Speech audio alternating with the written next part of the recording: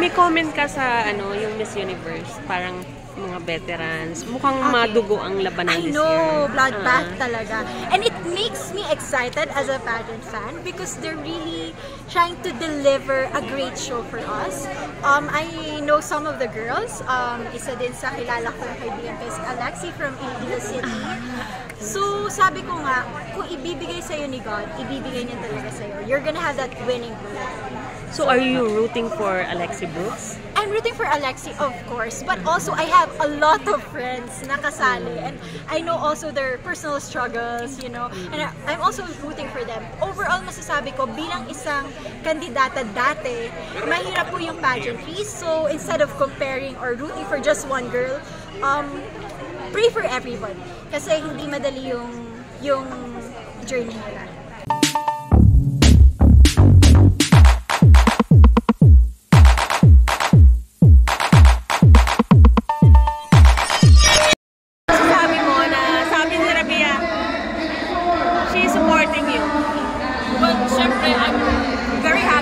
Rabia and I, we know each other for 6 years na.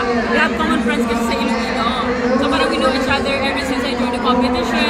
So parang he's been an older sister to me and someone who's always been helping me all throughout. So hearing her saying those words na parang supporting me na not only as an Ilongga but as a fellow woman, then I feel really happy and grateful and excited na she's out there supporting me. So I'm trying to give it all my best for Iloilo sister.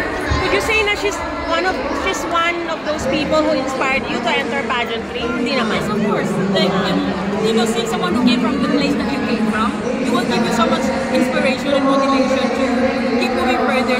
So, Ate Rabia, I've known her as a friend. She joined Miss University, she won, and I am just as, I'm proud of what she accomplished, and I felt like if she can, then I can also, make it there. Parang happy. Pero wala naman siyang naituro sa'yo or nabigay na tips? Wala pa? Hindi pa kayo nagkakausap? This is one time I went to Iloilo and she went also and we were in the same flight and she was just telling me na parang if you need anything, if there's anything that I need daw, I just reach out to her. So far we're talking naman and it's really great kasi I have my team and she's just there, looking out and helping. So I couldn't be more grateful.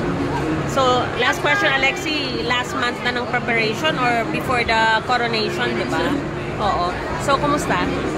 I'm happy. I've progressed a lot at the same time. I still have a lot in store in me and I didn't give it all my best yet.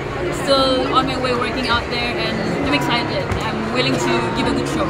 Ano sa tingin mo ang kailangan pong ma-improve sa Well, I feel like it's everything naman talaga. We can't just say we need to focus on these specific things kasi maybe if you focus on that you wouldn't improve in the other one. So what I try to do is, we have a very hectic schedule right now. So whenever I had a time to actually really rest, I train everything from Q&A to pasarela to pre-dep to literally anything and everything. You need to work on everything, but even if you're good at it, and even if you need to, you're good at that, there still need an improvement on a lot of things. So you're approaching it with the mind of an athlete na rin? Of course, always.